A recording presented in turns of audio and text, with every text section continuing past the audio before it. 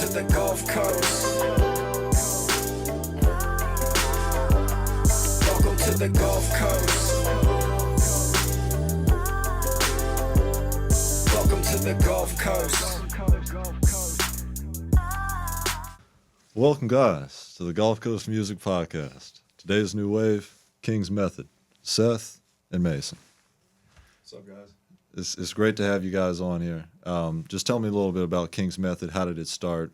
Brand personality. You go. You first, and I'll go with my Sounds story. good. So I work for a hair care distribution company for about 6 years now, a little over, and we were looking for a men's line throughout the industry we want to pick up, and we found some things here or there. It just wasn't quite hitting what we wanted.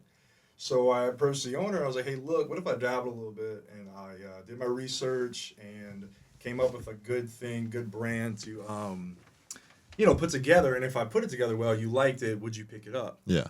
They said yes, they'll pick it up, they'll carry it. That's what I did. I dove in and I took about a year and a half, 2 years to formulate different things like that and come up with now what's sitting on the table. Cool. And Seth, where do you fit into the equation? So my story is a little. Feel free to move the microphone, get it Yeah. close to the table. And then also if you want to scoot over a little bit. There you go. Perfect. Yeah. So my story is a little shorter than that. So he started it and did that year of formulation, and then one day he reached out to me and asked if I wanted to be a part of it. I never had any aspirations of owning a men's hairline. Right. But I've always wanted to do something. I always wanted to be Your own boss. Yeah. entrepreneurial spirit. And him being my cousin, we always talk. So when he approached me with it, I was like, this is opportunity, and I want to jump aboard. I want to be a part of it. Right. And now over the past 2 to 3 years, I've fallen in love with it, and it's like my baby. And I know way more about it than I ever thought I would. Yeah. So it's been pretty cool. For sure, man. Talk to me about some of the things that you've learned from owning a business that you couldn't have learned in school. It's not as easy as all those videos online would say. Right. Like It's a good answer. the marketing and all the little things like that. Not everybody will love it. It's not for everybody. Right. But that doesn't mean it's not good. That doesn't mean there's a market. There's not a market out there for it. And when you have those opportunities and they don't work out, or you walk into a barbershop and present your product that you worked so hard on, and they don't like it, that's one thing I've learned. You can't hold your head down and be like, oh, it's bad, I need to start all over. Yeah. You need to keep on going and find somebody out. There's a market out there for you, and we found that the more we Tell me about the market promote. specifically.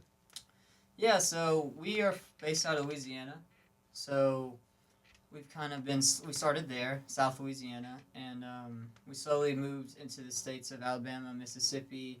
We have a few places Arkansas, Kentucky.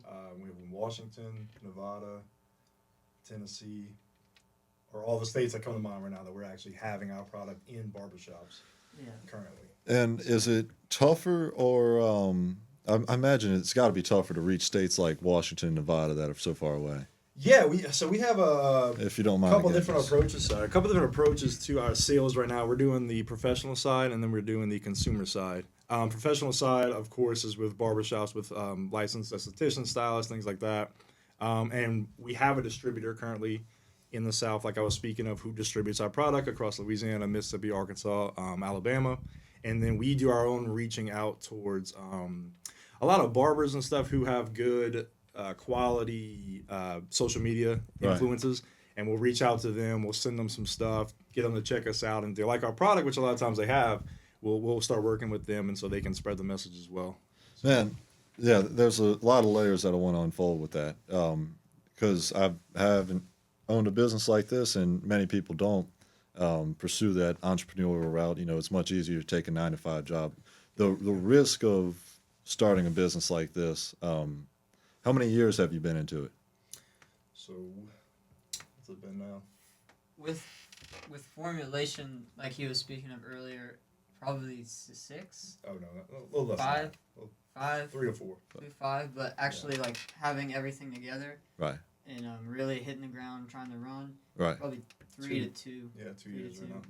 So about 2 years that We've launched around Yeah, 2 yeah. years. 2 now. years we've been. Damn. So like about a 4-year preparation. Yeah.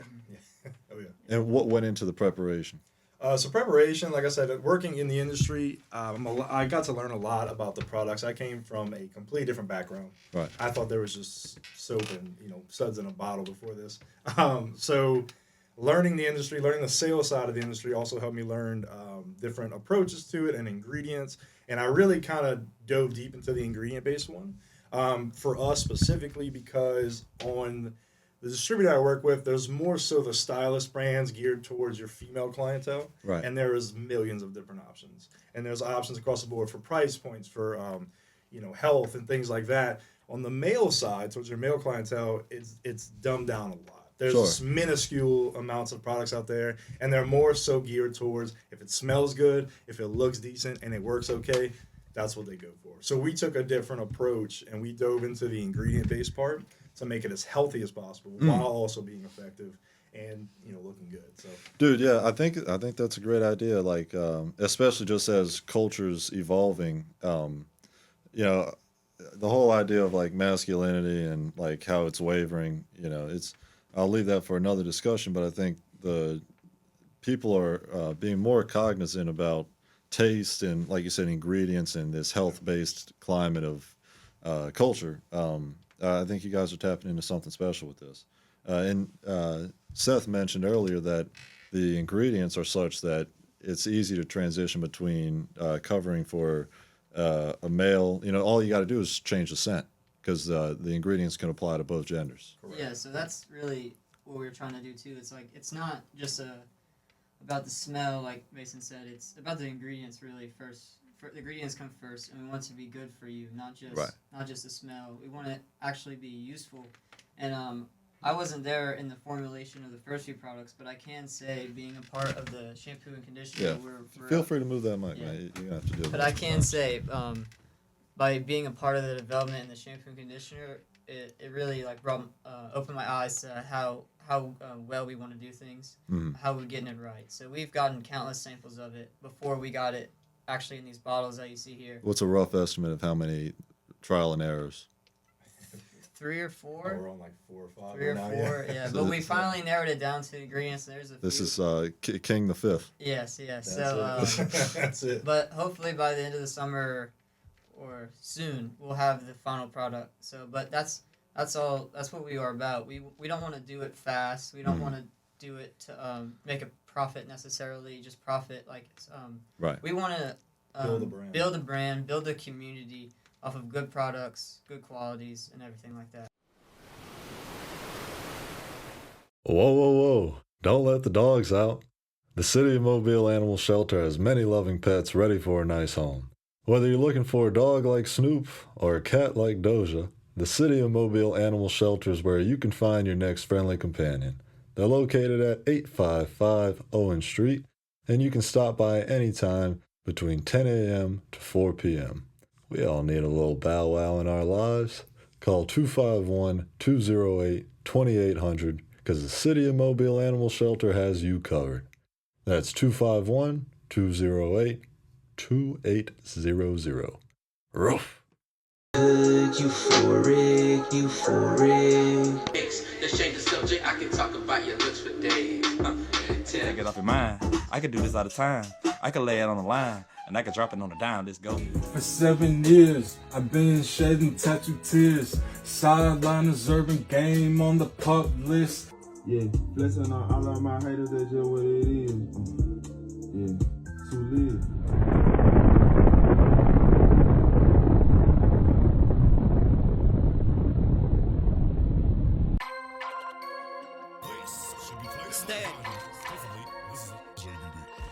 Green team. Bitch, I'm ballin' like West. Lionheart. Rocket in my pocket like West. Bitch, I'm ballin' like Westbrook. Rocket in my pocket like Westbrook. Let my little homie take the shot like Westbrook. Still got them cannons. J. Russell, not Westbrook. Bitch, I'm ballin' like Westbrook. Is this something that you guys could see yourself doing for the rest of your lives? So like you said earlier, this is our baby. Yeah. Now, we know a lot of different. So being in the industry, coming from brands and backgrounds, a lot of times those brands will get out there and they'll start doing good and they get bought out, whether it be by a chain supply store or by bigger brands who just want to get them out the way, eliminate the competition. And we foresee not doing anything of the sort. We want to keep building this and progressing. You know what I mean? That's like Zion Williamson saying he never wants to get traded. Well, eventually he's going to get traded. Yeah. Look, it happens and people put checks out there, but we want to take this as our baby and we want to grow it to the goal and the ideal of what we've started at. So. Fair enough, man. Yeah, I respect anybody with a passion, and you guys definitely have it. Talk to me through some of the products. Yeah, so we can start off with I'd say the oils, the balms. The beard products is what we started with initially. Right. And so they're all natural based. They're all vitamins, mineral based, things like that to keep hair on the face, to hydrate, to recondition not only the hair, but the skin underneath the hair. So everything in it is geared towards a healthier approach of all of it. Now, our regrowth serum is a big hit. On the fact of it's not on the table right now. That was the one thing I thought I had. That's all right. A Well, the serum. regrowth serum, yeah. So it's made for like if you have patchiness in your beard, if you have like receding hairline. I haven't heard that sort. since Phineas and Ferb. So it takes that, and there's a lot on the market that is for the same use. The problem is they're all using harsh chemicals, or most of them are using a harsh chemical. Now, don't get me wrong; those harsh chemicals work, but they don't work for everybody. Horse or harsh? Horse. Sorry. Oh, okay, gotcha. So I'm speaking a little too fast. The horse guy, I get a little excited. If when I we're talking could get a greens, horse name, I might be looking like Seth. I mean, look, Yeah. it'll come. Yeah, I You got use it, it'll come. So with that regrowth serum, they're using like minoxidil, finasteride, durasteride, and things of the sort that are definitely working, Right. but a little on that harsh side. That some Yeah. people get irritation from minoxidil. Some people get hormonal issues with like durasteride, finasteride, which we don't use that approach. We use the more natural, the biotin, the arginine, peppermint oil, a lot of natural oils that do the same, Right. just without the harshness. How do you find out the legitimacy of the components? So we do a lot. Are you talking about the actual components on if they work or not, or like? The health factors. I mean, I know you've got. So we do lots of research. We've done lots of research on different studies, and you can look into the studies on a lot of it. And there's like studies that say this and that. So we take the majority of it, and that's how we took and formulated the products. We took what is natural, what's going to give us this effect that we want in that product. And we did a lot of test trials, like you said, sampling over and over. We wanted the right consistency. We wanted the right, density. We wanted to do what we want without any adverse effects. So that's what we punctured in there. Yeah, so and also on that with the natural ingredients, with the biotin being the main ingredient of the regrowth, you can actually go out into stores and buy biotin capsules for hair growth and stuff like this. So, but with our product, it's almost like you're depositing it directly in the face, into the face. And we do have a derma roller that goes with it, so you can actually roll your face out, poke the little holes, and It just recreates deposit the blood it flow. right in the face. So I Gotcha. thought that was pretty cool. For sure. Because like Mason said too, like before all this, I was just shampoo every day. Yeah. Maybe wash my face with something if I Right, get a right. pimple or anything like that. Bar so soap for everything, Yeah. yeah, so I didn't really know the difference between everything and how it affects you until jumping into it. But when I first heard of a derma roller, I was like, what is this? I thought it was crazy, but then actually using it on my face, I don't really have a beard now, but I did have some. It was rough when we first started. Both but of our facial hair has come a long way. Yeah, so from after using the product, after Just using it, testimonial. Right. it helped. And then Could I grow a beard? Oh, 100%. if you wanted. 100%. Fuck yeah. But I also tell 100%. I tell a lot of people though, it's not a one-time, magical cure. You have to. It's like a medicine. If you're Right. not using it every day, it won't work. So if you use it maybe twice a week, Right. pick it off, stop using it, come back next week, use it twice a week. You're not going to see any results. Right. You need to be using it like you brush your teeth. Yep. That's how I was doing it. I'd brush my teeth in the morning. After that, I'd roll it on. Before I go to sleep, roll it on. Yeah. And then that's when it works. Yeah, a big conception too about like hair loss or like thinning hairlines or whatever it may be that we want to counteract is Thank too people don't get that it doesn't work overnight. Right. The natural cycle of like a hair follicle is 3 months. So you want to give it at least a few months to start seeing that, the hair regrowth or the patchiness filling and things like that. So that's what we're trying to preach out there too, is it's not like that. Right. You're not going to rub anything on your face that's going to make you grow hair like that. Yeah. So we want to show you the right way to do it, and then the little science behind it Gotcha. with the brand. Do you think there's a particular time of the year, like a beard season, that you guys could integrate into your, like, football season is beard season? I know we come from South Louisiana, and a lot of people are big duck hunters, love to hunt. Yeah. So people will grow a beard out Yeah. for camouflage. And speaking to some of my buddies, the beard balm is actually really good for that. Yeah. So when it gets colder and you get that runny nose and the snot in your nose and Right. all the weather and stuff starts piling up on the beard, the balm will actually form a protective layer No way. over the beard. So you're not getting that all Yeah. the snot in your nose and all the Yeah. things that may stick to your beard. It goes right off. So that's one thing that I've noticed that people down south like. Damn, bro. balm. Yeah. I didn't know it was that complex, man. There's a lot into it. We did Yeah. a lot of research, but a lot into it. And like I said, we're trying to hit that specific goal with each of our products here. And as we go on, we may pull or tweak different things, as we go and learn. Just because this is what may be great now, it might not be great tomorrow. Mhm. But we'll make sure it's great the next day. So Cool stuff, man. This is the Gulf Coast Music Podcast, so I have to ask before I change. I'm gonna change the logo to your brand as well in a second. But I have to ask, what's your favorite music to listen to? You first. no, go ahead. I like country music. There you Country go. music's more my style, but I like everything. Yeah, I don't really have a favorite artist, favorite genre. It's mainly country, but I can get down to everything. there you go. Anything. How about you, Mason? Took my answer. Oh, okay. I'm a little bit everywhere. Well, Yeah. what are we listening to in the on the bayou? A lot of swamp pop. Man. Yeah. Swamp Pop. That's it. Swamp Pop. Swamp Pop. If your grandma's not playing swamp pop while she's making gumbo, it's not a day. Yeah. I don't trust the gumbo if it's not made with some Swamp Pop. That's it, man. Yeah, that is a good one. Swamp Pop. Looking to transform your property into something remarkable? Land Refiners is your trusted, locally owned land services company based right here in Baldwin County, Alabama. Whether it's forestry, mulching, land clearing, tree and debris removal, demolition, grading, or even emergency services, Land Refiners has you covered. They work on both residential and commercial properties, bringing efficiency, professionalism, and results that last. Their team is licensed, insured, and proudly serves Baldwin County, Mobile County, and surrounding areas. At Land Refiners, they don't just move dirt, they build lasting relationships by exceeding expectations every time. Call today or visit landrefiners.com to schedule your free consultation. Land Refiners, local, reliable, refined. Seth was telling me briefly about how it initially might have been Queen's method because of the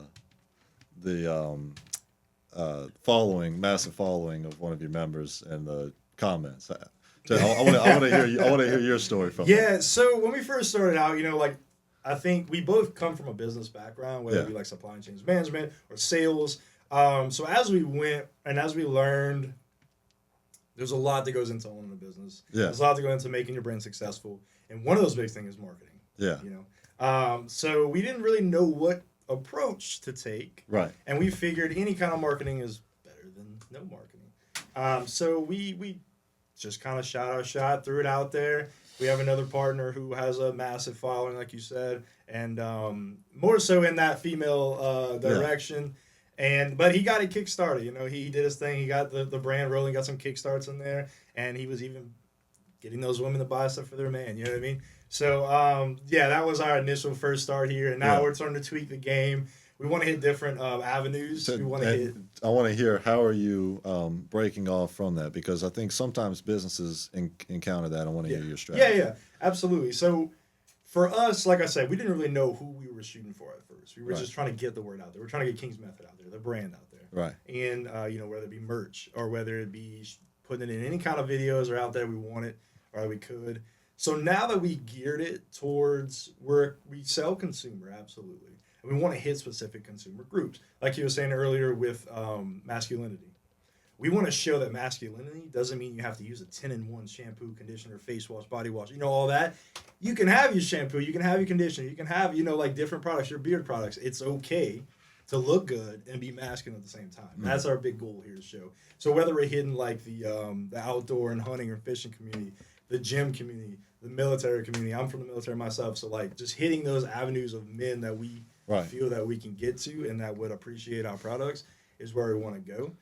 So with that, we've been doing a lot of formulating between me and him to find those marketing aspects that we need to hit and approach to do so. And on the other side, the professional industry, I think we've got a pretty good lead on right now. We've got barbers in the industry who are loving our products, who are making videos themselves, that we're just redoing, reposting, and we're building business with. Yeah, man. He was also telling me about that before. Yeah, so that's I wouldn't say a big challenge. I think for us, it was hard at first, like Mason said, but now we kind of got the line where we want to be a professional brand first, and we want to be there for barbershop owners to help them get a good quality product for their customers as well as grow their business. Right. But there is a fine line between, we can't be everywhere yet. We can't be everywhere. We can't see everybody. So we still want to get our products out there to the consumer. So it's a really cool way we actually have it set up. So if you go online to our website, you'll see the products, and they're kind of pricey, and then you also add shipping to it. That's not done by accident. So if you think about it like this, if you're selling to a consumer and a barber at the same price, why would the barber ever trust you or want to go with you?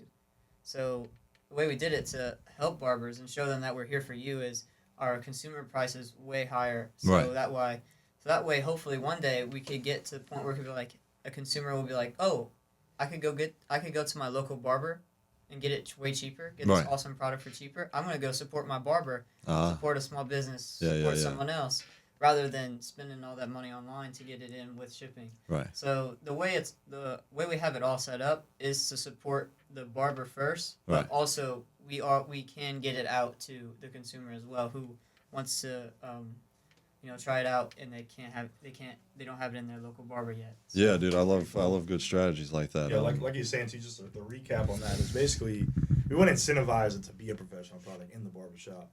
And like you're saying, if it's the same price, why would a barber pick it up to sale? So the price is based off the suggested retail price for the barber is below what the consumer price online is, like you said, because we want to incentivize the barbers to carry and those people to go to their barber and purchase the products there. So do you verify that somebody's a barber Yes. before selling it to them? Absolutely. And how do you do that? So usually, we'll go check out. It's a lot of barbers we've dealt with personally. They own their own shops around the country. You know what I mean? So it's state board would shut them down if they're not legit. Do I look at their license? Like if we're talking from here to Nevada or something? No. But realistically, I know, you know what I'm saying? We've done business with them. We talked, we've chatted with them. We chopped it up and we know they're bar. But yes, we only do professional side business with license. Right. One obstacle that you might face though is because there's a huge market for independent barbers. Mm-hmm. And anybody can call themselves an independent barber. This is true. So I guess that would come down to legitimacy of we want to make sure our products are being put in the right hands. You know what I mean? We want to make sure you know what you're doing so you don't in turn, just like you go to get a haircut, you want to make sure they know what they're doing, right? Sure. You don't want to get chopped up. So that's the same thing we want. Right. We want our products there to help and aid our barbers and aid the consumer as well. Right. We don't want to be put in the wrong hands to where the wrong information is being passed over. Any legitimate barber, licensed barber, whatever it may be, they'll know. You know what I'm saying? They'll know. If they like dealing with retailer products, they'll know. Do you think there will come a time when consumers would only go to a barbershop that has King's Method? That's the goal. Yeah. That would be pretty cool. Obviously there's other brands, and we don't ever want to be those people that's like, oh no, just us. If you don't buy from us, we. Right. It's okay if you like different things, but that was like a goal for us. Like for sure. For someone to say, I like this brand. Right. I want to ask my barber about this brand. Yeah. I want to go to my barber and be like, hey, do you have this brand? Would you be interested in getting this brand from me? Because I want to buy it and help support you. So that's the whole part, again, about how we want to build a community rather than a brand. For sure. People helping each other out and like that. And to follow back with your question about making sure they're legit, I'd say most of our barbershops we have now along the Gulf Coast in Louisiana, me and Mason actually walked in ourselves and talked to these people and have a genuine conversation with them, so you know if they're an actual barber or not. And then the people that we have around the country, farther out, we've actually met all of them through events we've done in Vegas. Gotcha. So we've gone to big barber shows and stuff like that, and Yeah. met up with a bunch of cool people, and that's how we have those little outposts. Yeah. That's a farther good way Yeah. to call your vacation in Vegas. Events. Yeah, right. BarberCon 2024. So we made it happen. BarberCon? That was it. Yep. I didn't know that's a thing. That's Yeah, cool. it's a huge thing in Vegas, and we had a booth. You know, they No out shit. there. Yeah. And it's all barbers and licensed stylists and stuff. Right. Come check it out. They have a bunch of different brands and stuff like that. So basically, you just get the chance to. show Buku everybody about barbers. it, man. That's Yeah. it. That's it. We made a lot of connections in the industry. We love Yeah. it. So. It's good. How do you make a pitch to a barbershop? So I've been doing business to business sales like that for about 6 years now Yeah. in the industry, and I'll say it just kind of depends. You walk in and you have to kind of gauge where you're at. You Like, have to gauge who's the best barber? You know, you got to gauge who you're talking to. You got to gauge Right. what they care about. You got to Right. gauge, what's the thing. A lot of times barbers shy away from retail. So a lot of like salons, they love retail. They love selling retail sort of things, products. When you go to a barbershop, a lot of the times they kind of shy away from it. Right. So just explain Why do you to think that them. is? So I think it's because they're grinders, man. They get in there all day, every day, and they're cutting hair. They're fading up. They're doing their Right, thing, right. and that's their thing. The priority They is the job, and then the Correct. conversation is secondary. Correct. And they want to walk in. A salon is all about conversation. Yeah, it's a Yeah. different game, absolutely. And that's something that we had to learn ourselves. So walking in, I think the difficulty is they don't want to, I guess, focus on anything else but their cuts, and because Yeah. they want someone to walk out of there clean as possible, which I love that. But then you come down, and here's the thing: we all work for money, right? Break it down for $1. If you go in there every day, you bust your butt, whatever. There's only 3 ways you can make more money now. Either go in there more hours, which who wants to do that? Right. You up your prices, which the consumer don't want you to do that, or invest in some retail. So that's how I like to get it across to them is I'm trying to help you build your business, not just sell my stuff. I want to get in there and I want your business to grow. Right. And we'll grow with you. You know what I'm saying? Whatever that needs to be, whether we'll figure out what works for you, works for your shop, your clientele. We're going to make that work. But I want to grow your business. I'm not here to just, sell you off on something. So like I said, either up your hours, up your prices, or try some retail. It's great to have that ambition to see success from another party in this particular industry. I mean, if you're selling something, you have to present it in a way that it doesn't seem like you're selling it. And That's it. obviously, you know that. That's it. Is there ever any moments where you're like, I couldn't give a shit about this barbershop, but I need the sale. I'm going to act like I really care. Absolutely not. That's a great answer. Absolutely not. That's No, a great answer. absolutely not. Because I don't. You didn't fall for it. No, man. Absolutely not. No, I genuinely don't think I've ever walked into a barbershop and felt like that. Like, Really? dead serious. Like, I've never felt like that. Every barbershop I've walked in, obviously there's going to be times where they're cutting hair, like you said. And I respect that. So if they're ever cutting hair, I'll just kind of leave my card, maybe leave a sample or two. I don't want to bother them. I want them to do their thing. But so I'll go back in there. But I don't think there's ever been a genuine time where I've walked in and was treated or felt a negative way about somebody in a barbershop. So I There think you that's go. pretty cool. And it kind of goes back again to like the community that we want to build. And Yeah. the community already there in the barber world. Like, Right. it's a tight knit. It's pretty cool. Have you guys done any surveys Yes. of your consumer base? We have actually. We've done. We have surveys set up through our online website. Yeah. We've got a few back from there. We're hoping to get more as we go because that's what we base a lot of this off of. Yeah. I make a lot of good connections in the industry with barbers, and I'll like you on the last question, Colin. You go in there and you see who's interested and who's Right. not, and I love when someone's interested, not just because of a sale, but because I want them to engage with me and tell me about my products. Yeah. I will leave you a set of products. Use it for however like a week or so. You let me know what you love and hate. I've got people right now that I do a lot of good business with, and they'll tell me straight up, like, I love this. Yeah. Not a fan of this. And I'm like, cool. Why do you love this, and why aren't you a fan of this? Yeah. Let us know, so then in the future we can fix that. We can change it, and we can make it better on what everybody thinks. Because I think every barber comes from a different aspect, and whether they like products or not, retail or not, whatever it may be, they just have different opinions on things. So you'll never please everyone. Right. But if I can get some good tips and pointers throughout their experience in the industry, I love that. Yeah. So that's again with the walking into a bad barber. Like we never want to, if they don't like it, if they don't like something, we're never gonna like push them to have it. So it's all about what they like too, and we're not like pushy. We don't want to be pushy like that. We want to build the community. So, for the hair styling products, for example, we have three. We have a wax, a paste, and a pomade. I've been in the barbershops, love the paste. Some of them, but they do not want to touch the wax just because of the different ingredients and how it holds and how it looks in the hair, and that's all fine. Right. We're not gonna make you, buy everything. Yeah. We're there to, like you said, help you. Yeah. And then also, like, I tell people, if I'm giving them a sample, they'll be like, oh, no, I already know I don't like this. I'll tell them sometimes, like, no, please, take it. Take it and just try it and see if ours is any different. And then please give me the feedback why you don't like it or why you may like another brand's wax or pomade, but you don't like ours. I want to hear that feedback. So, like, we think no That's feedback. bold. Yeah. Absolutely. We think no feedback is bad feedback because we want to improve. We want to constantly improve. So if they don't like it, I want to know why they don't like it. You know. Do you guys ever? What were you gonna say? I was gonna say, just like him, and like you were saying, it's about being bold. I mean, we put time and money and sweat into this product, this brand, these ingredients. Right. I'm gonna give it to you. If you don't like it, throw it away. Yeah. But I'm gonna give it to you to try because I want to have a chance. Right. To change your mind. I want to have a chance to show you what this brand can offer you. How many people are on the team? 4. A business is tough to run, and I mean, 4 people is better than 1, better than 2. Yeah. But how do you guys, break me through that? Because I've had bands on here, and a band is a business in itself. Absolutely. You've got certain people playing instruments. Everybody plays, but like certain people handling, booking tours, people reaching out. Talk to me about that strategy. What goes on in the conference room?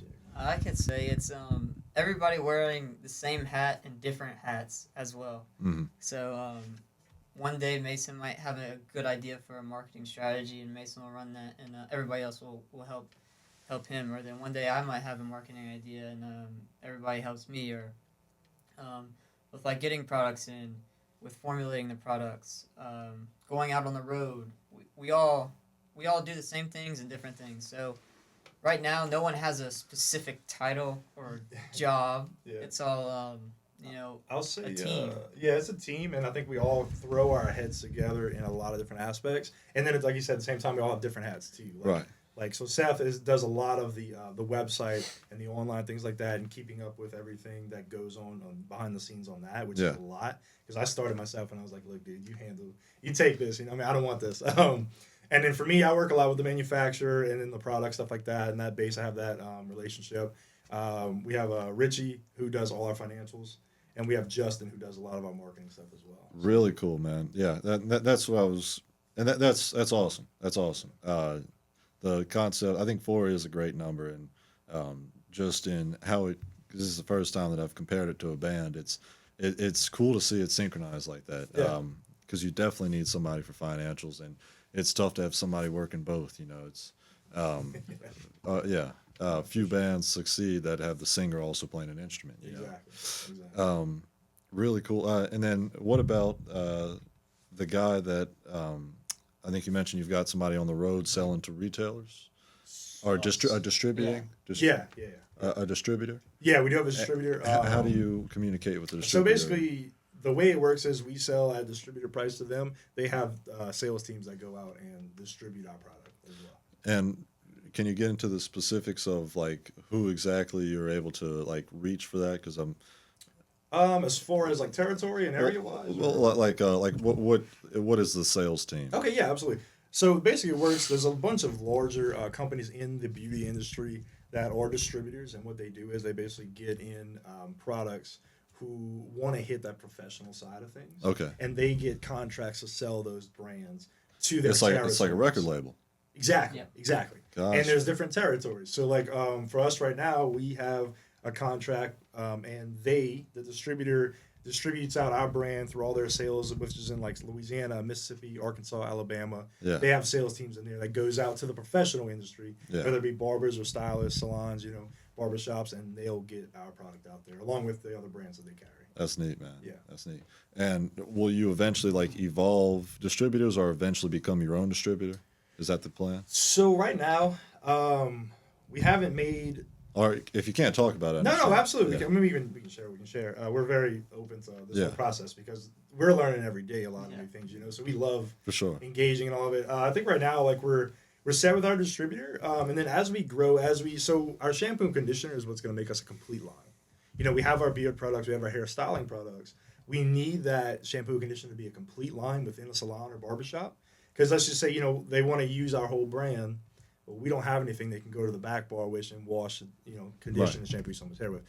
That's coming out very soon. This is obviously our pre-sample trial here. But once that's done, I think we're going to start looking around, expanding, if we can hit different corners of the country distributor-wise. And, Right. since we have that base down here, now let's hit up here, let's hit up here. Once we get this full set done, Yeah. I think we're going to start branching out a little. And is it easy to find like distributors around America? Yes and no. So every year, like the Vegas show we went to, they have different shows in the industry where distributors, brands will all go to, and you could all meet up and get different contacts and stuff like that. But it comes to a point where you gotta show them why your brand would be good for them, right? So they don't want to pick. They're not going to pick up anything that's not going to be worth their while, Right. make them any money. So right now we have our distributor already, which we're very fortunate for, that goes out and sells it on their own. But once you're going to look for a new distributor, then it just becomes a point where we have to sell them on why they should pick up our products. Yeah. And then also once you're there and the distributors, the workflow kind of changes to where we're not actually we do go on the road for ourselves. We still do that, but eventually, let's say you get 3 or 4 distributors, then it turns in from us going on the road to us going on the road and helping and supporting the distributors. So with their sales teams, we can have a class and educate them on the product and stuff like that to help them grow as well. Gotcha. So not just leaving them high and dry. Yeah. That's kind of like the stepping stones that we're looking forward to. We're still on the young end right now as a Right. brand. We're very young. Right. Like 2 years in the selling. I mean, we're competing against brands who've been selling for 30, 40 years. Mm.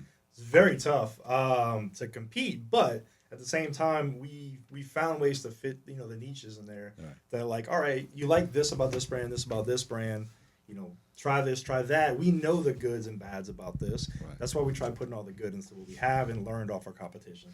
We never shy away from it. We want to learn from it and better it. How do you balance economies of scale, like getting more consumers over time? Like, how do you plan on, I guess, just encountering that with the same level of productivity? So, if I'm understanding the question, I mean, Let's say after this podcast or after multiple press runs, you have an increase in consumers. Like, man, I want, et cetera, as a business typically does. How are you going? Is through the warehouse production increasing that would help out production with that? Like, what is the possibilities frontier? Oh, I mean, we have the supply and demand's gonna be, and this is gonna sound funny, whatever it's gonna be. Right. Whatever that demand is, we're gonna have the supply for it. Okay. I mean, we're backing it fully. Yeah. Whatever we have to do, when we have that demand, we're gonna. Thank you. Yeah, absolutely. my question was, how are you going to maintain For the sure. supply? Yeah, for sure. We're gonna meet it. I mean, it's we're at the level we're at right now, and we are growing. So Right. like we're about to start getting more and more and more. Right. But as the demand's coming gradually, we're meeting it. And how is that? It's it's a learning curve. I mean, we're seeing how it goes. We're just starting a lot of our marketing stuff right now. So like Right. the more marketing we're doing, we're seeing obviously Right. consumers are coming along. The more we're getting out there on the professional end, then we have these barbers ordering from us and things like that. So it's honestly a very But is it unlimited of how much you can supply? It just depends on how much the demand is. it. Okay, gotcha. Yeah, for Gotcha. sure. And how is it possible to produce as much as you want? So this one's kind of vague, but if you find the right manufacturer, Okay. and you build that good relationship with them, Gotcha. and you see their, what they can do, their scale, Yeah. you just work with them, and I mean they're gonna, Yeah. they want to make money too, they want to support you, they're gonna help you, and they've been great with us. helping us tweak products. You know, Yeah. I'm probably been a little annoying along the way. Like, look, I like it, but it needs to be a little better. You know what I mean? We don't want to release anything that we don't think is great. So Yeah. they've been great about that, accepting us and what we want, and they really see our vision. Yeah. So we for sure kind of keep working with them until. Yeah, and I can't add to that. So Mason being in the industry before we started this, doing the sales, we do have connections and going to other events Right. for distributors and stuff, doing sales in that perspective. We do have connections to. We fortunately have connections to other brands, so we could have insight. They tell us a little bit about how their stuff is getting manufactured. Yeah. What they did, their challenges and how they overcame them. So by being in the industry before we even started this brand, we kind of have that extra knowledge and other people's trials and errors to base our growth off of. Yeah. When those problems, if they ever come, if we ever have any problems like they've had, we know what to do to fix them, Right. rather than having to learn it first time by ourselves. So that's a big help with us, is our background knowledge and connections in the beauty industry as a whole Yeah. before starting the brand. For sure. Do you want to elaborate on that? Yeah, so like Mason said, he worked for one of the distributors on doing sales. Yeah. So he could explain more about that, but through doing that, you get a bunch of connections in the Right. industry through going to all these different meetings Sure. and trainings. So you get connections, and they help you out along the way. Yeah. I think to elaborate, like you were saying earlier, I mean, in the salon, it's talk, right? Yeah. It's a talking game. It is what it is, and there's a lot of talk that goes on. Some stuff you want to hear, some stuff you don't. But as you go, you definitely build relationships with a lot of good people, Right. who give you ins and outs, little here's and little there's. Like I said, I came from a completely different industry before, and jumping into sales into the hair industry I was nervous. I was like, man, I don't know anything much about this. And it came so fast because of all the people I met. I was taught along the way. I got to meet with a lot of big brands out there, like multi-billion-dollar brands out there. With even ourselves, we got to meet with an owner of a large brand throughout Canada, United States, and stuff like that. This past year, and he was phenomenal. He gave advice. We told him our situation, where we're at, and he was telling where he started and everything like that. And he was phenomenal advice to hear from someone who made it. Yeah. You know what I mean? From where he started. So definitely make a good connection across the industry, and that's what counts. One thing before my next question that I just wanted to point out is another similarity between this and music is in the manufacturing process, how you can kind of be nitpicky about, send it back. Oftentimes when guys are making music, they send it back to the producer, the engineer. It's just a cool little For sure, absolutely similarity. It's crazy how they do come together like Right. that, and similarities between it. Yeah. I'm sure in other businesses as well like that. When it comes to scheduling and timeline, and just as you foresee this business, this company, do you ever feel stressed like we have to hit these timelines because you are your own boss? Mm-hmm. You can wait to roll out the next thing in 5 years if you think the economy is going to be better in 5 years, etc. Do you ever like what makes you know this is when I have to do my next step? So that's a great question. And I think, like you said, for us, we're still very young. Right. We're still learning as we go. We've gotten a long way. We really have. Whether that be consumer or in the professional industry, I say for sure. Right. We've gotten a far way. Unfortunately, it's never going to be enough. Yeah. In a good way. I'm not saying to be greedy, but for me, it's never going to be enough to be as good as we want to be. I always want to be better. Yeah.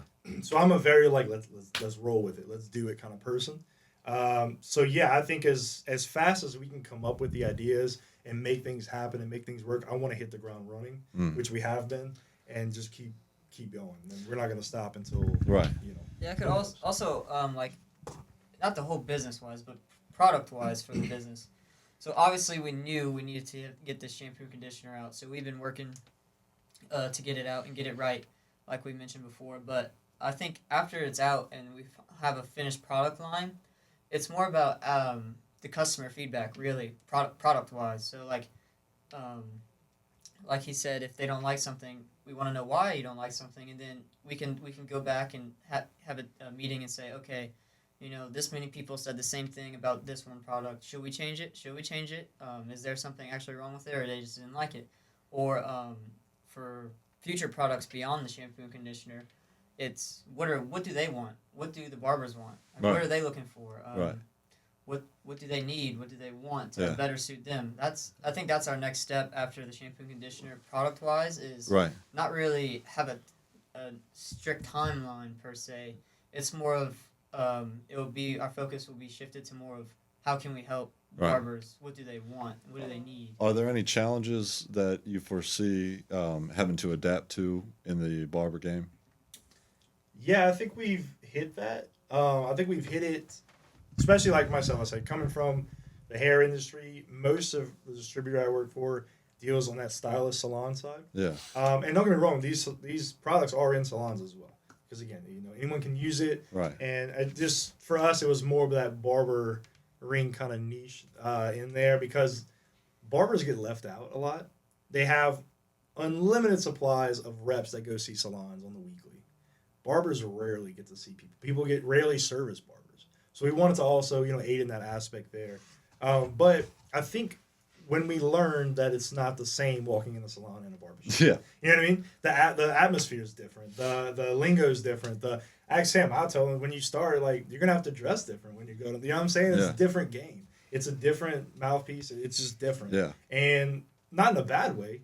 It's just, you know, when you're talking to a different audience, Right. you want to learn what that audience needs and wants. That's it. You know what I mean? I think you hit the hammer on the nail when you said that, you know, a barber, they just want to work. You know, you walk That's into it. a barber shop, if you're not going for work, they're just like, all right. You know? That's it. Completely. When it comes to making decisions for the brand, like coming up with a warehouse, how old is the warehouse? When did you? Where our stuff is stored, we're partnered with another Okay. business right now. Kind of is where we store our stuff. Yeah. Really. So we are in there, and we kind of use their, you know, their warehouse, some space Yeah. that we have from them, and then shipping stations and stuff like that. So all Gotcha. our stuff gets shipped directly from us, like it's Right. coming from our hands. Okay, Which gotcha. I love to. Yeah, it's not like sourced out.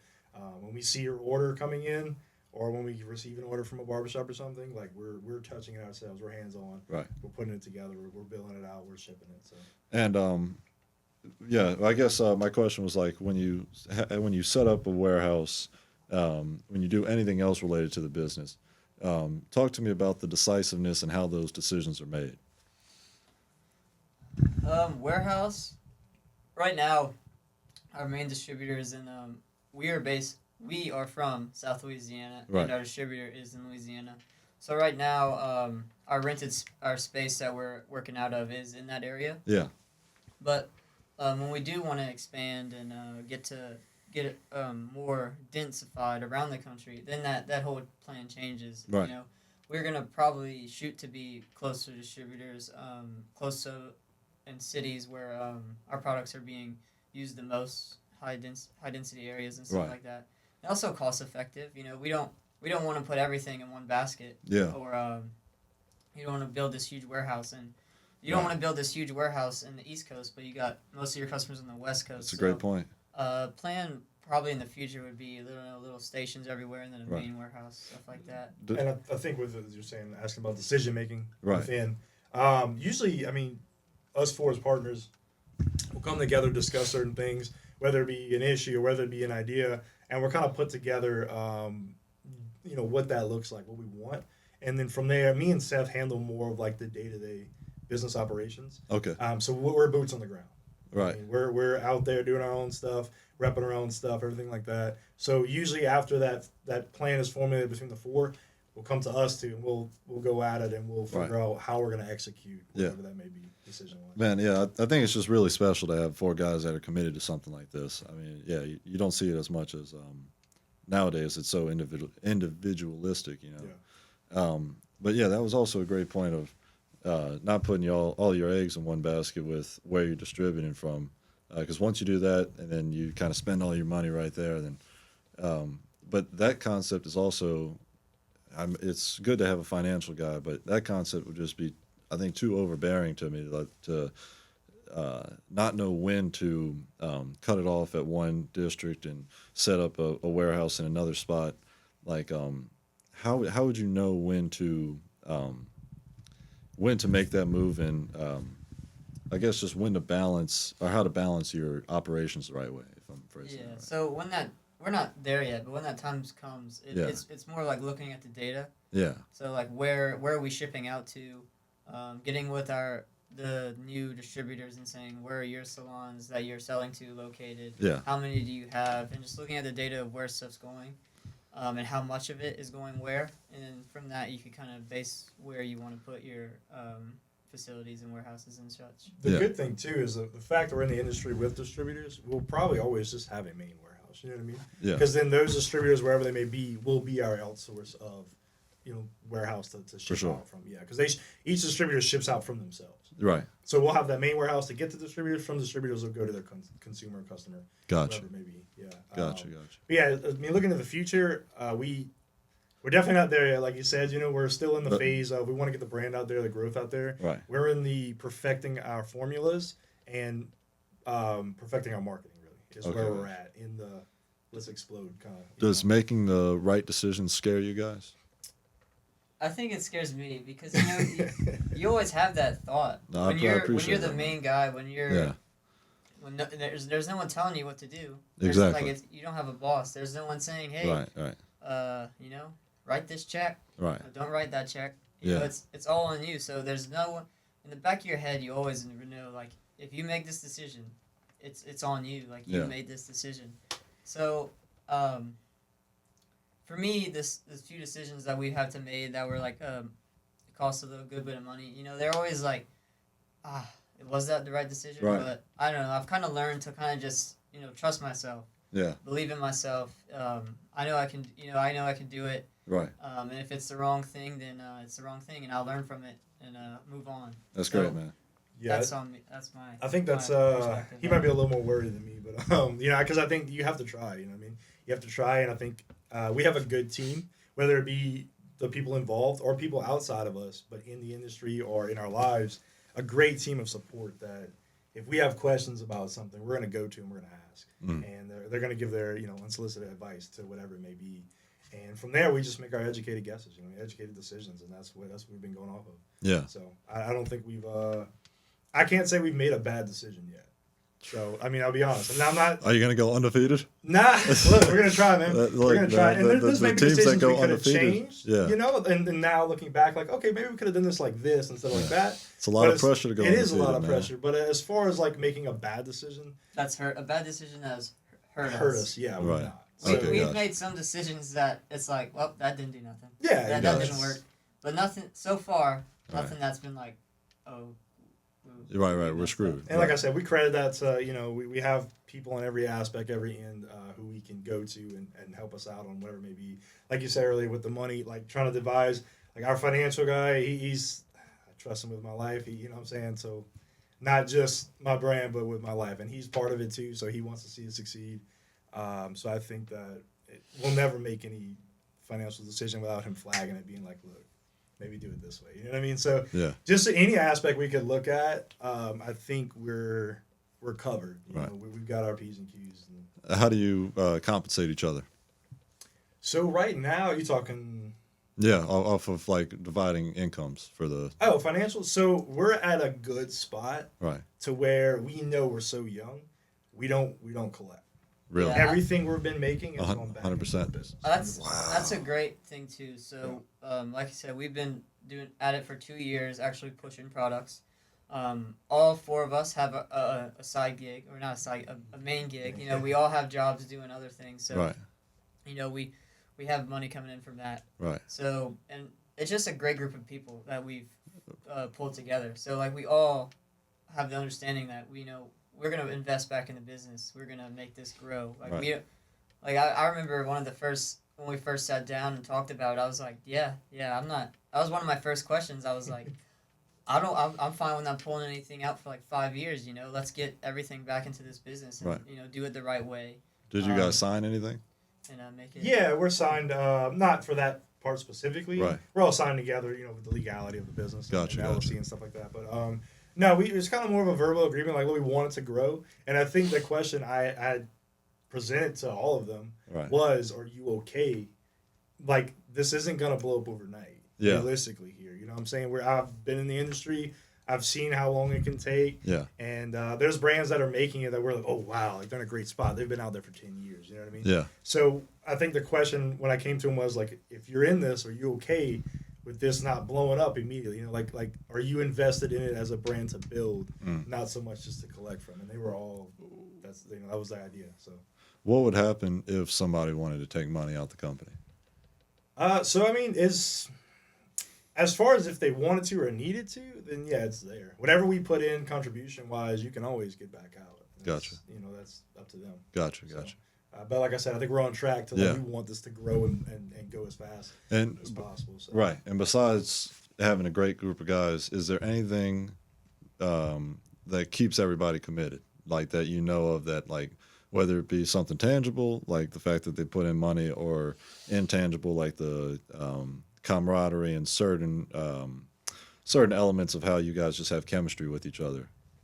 Yeah. So go ahead. You first. Go ahead. I know me, like, you know, the money you put in, that is a little aspect. But for me personally, I remember ever since I was little, seeing my two parents have their own businesses. I kind of always wanted to do my own thing. Great answer. And that kind of goes back to the beginning of like how I got into it. Like I didn't necessarily want to have a hair care line, but that's just that just was the opportunity that came across itself, and I've always said to myself I wanted to do my own thing. Yeah. So that was the opportunity I jumped on, and great.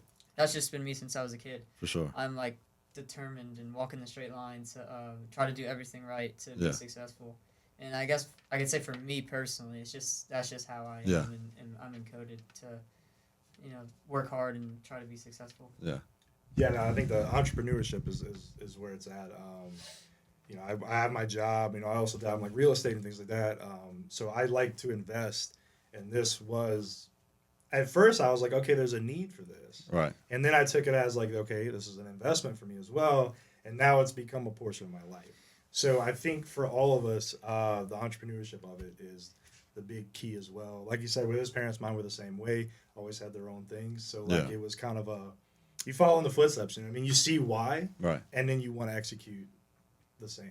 Have there been times when you guys have made decisions for the business that have just like aligned luckily with something else? Like, damn, you know, like that wouldn't have worked out had it not had this circumstance. Has that happened at all so far?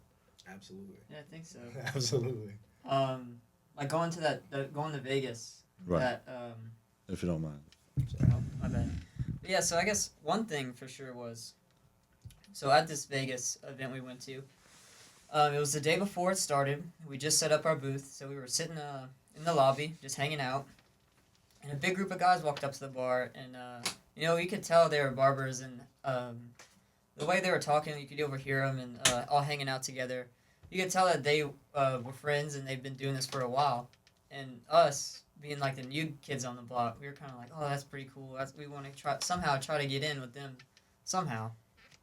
So we're sitting there just hanging out. The night goes on, and then I hear them talking. And the next day for the show, they actually are cutting hair on stage for a method of cutting hair to teach the crowd But his model that he had actually couldn't make it, got sick. I don't remember exactly what happened.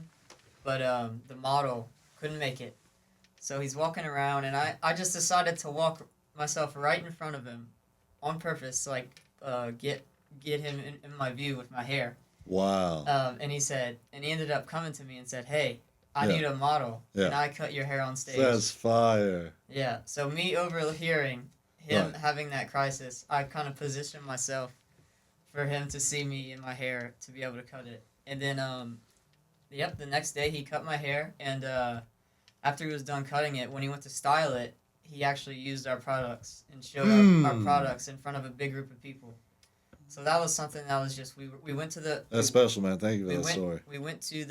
We planned on going to the Vegas Barber Show, and it just happened to work out to where we got to meet that guy.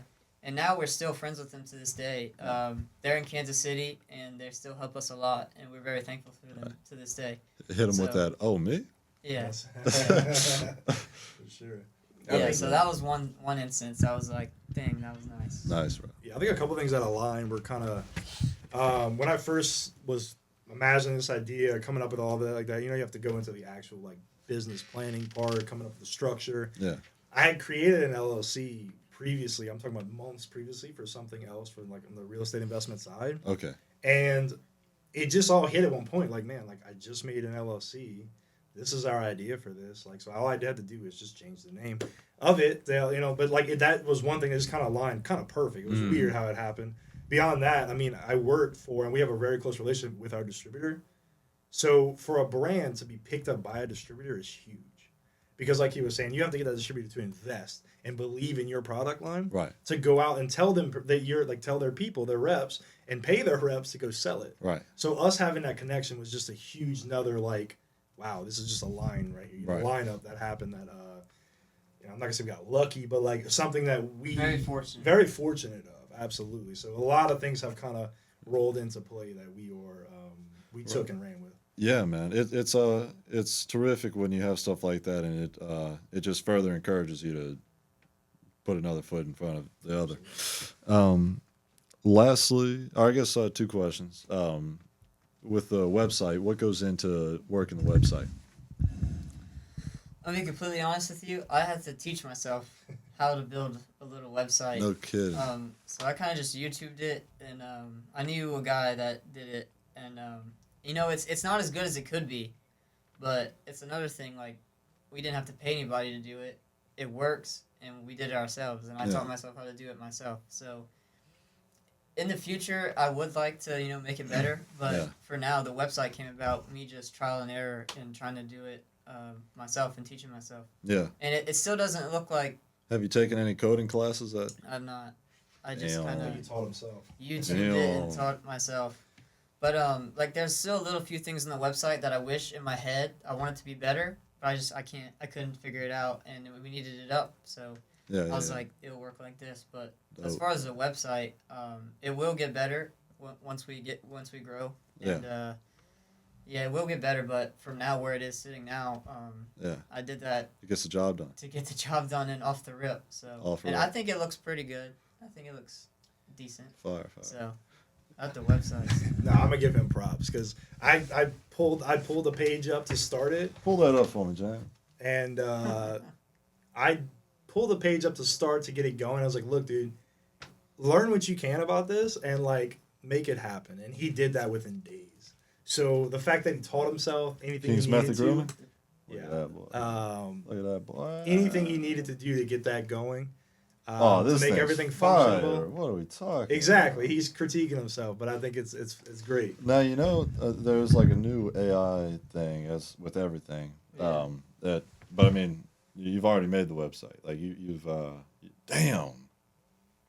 No kidding, man. Yeah, so it has those little bits about. Dude, the you should product start. information. You made all this from scratch. Mhm. You should start selling. Like I'd pay you to make a Gulf Coast music. That's it. Yeah, so there's a few things I want to add in there, but for the most part. Jeez, That's no it. man. And my next question, shop apparel. What's when did you guys come up with the merch and the logo's fire, man? Appreciate it. That's him. So the logo, yeah, I was looking around, man. I was kind of trying to come up with a name. I know this guy. Yeah, he looks familiar. So the name kind of just, I had to spitball a little bit until eventually it landed. And King's Method, we loved it. The logo wise, I wanted to embellish, you know, Kings. We got the crown for a men's line. We got the beard. I tweaked some, you know, a lot of different things. And I actually had my sister, who is extremely artistic, go in there and make it our own and kind of clean some things up, make it that. And we fell in love with it just felt like it fit the brand. It fit the image that we wanted. And so we went with it. Yeah, I want to be clear. When he approached me about joining, this was already done. So I was like, man, I thought it was actually like something out there. He showed me a picture and I was like, man, that's pretty cool. Like, what's that? And he's like, no, that's ours. That's us. Yeah. So yeah, I needed something to approach him with a pitch to believe that it was legit. We wanted something serious. And Yeah, man. that's what it was. No, I love it, man. Yeah, these bottles aren't complete yet. Like I said, we're tweaking some of the consistencies right now and some of the ingredients, and also some of the labeling. So Right. it'll be 100% better once it's complete. Does the distributor do the labeling? Our manufacturer does, yeah. Manufacturer. Yeah, we provide everything to them. They make it happen. Wow. So. And what percentages do they? Or you don't have to get into the specifics if it's. It's not even a percentage from manufacturer. It's just a flat rate. Flat rate, yeah. Okay, gotcha. So yeah, and it kind of varies amongst product size, things like that, and as much tweaking as we do. Like for this shampoo and conditioner, we really dove in ingredient wise. Man, we have a lot of, I don't want to spoil it, but we have a lot of things in there that is involved. Like with the regrowth serum, we have another little secret in there. Spoil it, man. What was this movie? So in there, our goal really was, I'm not trying to gatekeep. Our goal was to kind of hit along with some of the issues we see across like our, people trying to consumer. Yeah. So we know, for instance, like men's products aren't usually that great. Like, yeah, they'll smell good, and you may smell like a men's locker room. That's great and all, but we want to smell like clean. You know what I mean? Clean and good. Right. The scent's great. If you want to check out the smell, it's awesome. We know a lot of people like that minty kind of tingle feel in there, so that may be somewhere in there. We have some great ingredients, all natural. Some things that'll help, like it's a natural DHT blocker, so it'll go against male pattern baldness for you. Help you regrow that hair. Oh, like you said, you should also make a THC blocker. So if you like, we may have something like that coming in the future. Who knows? You come out the hot box smelling like cold box. And we got stuff, as that hair is regrowing, it actually combats the grayness. So you'll regrow that hair back to its dark, natural state. A lot of different things we have in there coming that are peaks in the industry that we want to stand out for. So right, we did our research on it. Fire. I guess one more question was, you got a commercial done with Ethan and Nick. Yeah, we got a few things done with him. Yeah. That was pretty cool, and like earlier, a step in the marketing direction. Yeah. To get some new stuff out there, stuff that I couldn't edit myself. Right. I don't think any other boys could edit themselves. Right. So. And also, that's another thing. Like, I knew them, and I like helping, right, friends out, for sure. Community vibe, back to what I've been preaching this whole time, like helping people out. So, how do you guys there's so many different layers to it, how do you kind of, between the four of you, I know you've got your roles, but like there's so many different things to take account of, whether it's just the labeling on these, selling merchandise. What's like the timeline and schedule that you don't feel pressured for it? Well, I think because it is like not like you said, we all have like our main jobs and stuff right now, and this is essentially like our project, our baby, you know what I mean? So it's not like it's gonna move as fast as we want it to move. Right. So we don't really have a time frame set for like this needs to be done by then. We'll have hey, I would love for this to be done by then. You know what I mean? But we're moving at a bunch of different paces, whether it be product development or marketing or different aspects there. For sure. How do you guys typically criticize or just tell each other, Harsh. Really? Yeah. We've been together for a while, like That's we're good. cousins and then the other guys. So if we it's a funny harsh, jokingly. Right. But like if there's something wrong or something that not up to our standards, it's not like being walked around the bush. Get your beard out your ass. Yeah, it's straight to the point. We're gonna let you know about it, and that's a really great thing about us. It's like it's fun. We're having fun while we're doing this and helping other people. So that's one of my favorite parts about it. So if there's anything wrong, it's like we're gonna tell you about it. Yeah, for sure. Like, I mean, he's a very straight up guy, Yeah. and I like to be myself. And our backgrounds and stuff, like, so we don't sit there and kind of have like a professional BS session. This is a problem. Let's fix it. Yeah. And it's not like to criticize anyone, but like, because I'm gonna help you fix it, or you're gonna help me fix it. Right. We're gonna work together to fix it. We just see it could be better. That's great, man. So it's straight up. Yeah. No.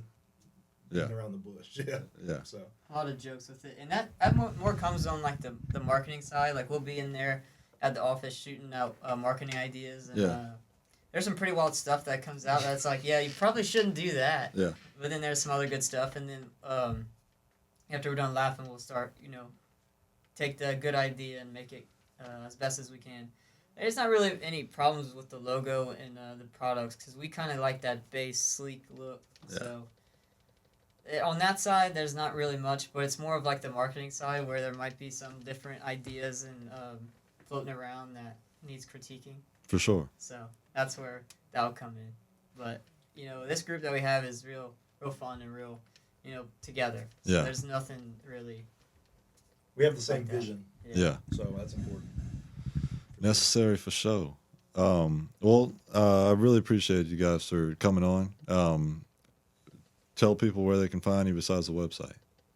Yeah, so www.kingsmethodgrooming.com is the website. Go to it. Consumer-wise, check your local barbershops, salons. Yeah. We're trying to get out there. And if we're not out there yet, we will be eventually, but the website for sure, you'll see all our products, everything coming. Our shampoo and conditioner will be out very soon. So look forward to it. Yeah, and if you're interested too, go ask your barber. Hey, have you ever heard about this brand? And they can shoot us a DM or an email, and we'll happy to go out and talk to them and help them out too. Yeah, absolutely. We're on Instagram, Facebook, TikTok. Trying to start a YouTube. The whole shebang with it. Right. So we're definitely reachable. Welcome to the Gulf Coast. Welcome to the Gulf Coast. Welcome to the Gulf Coast.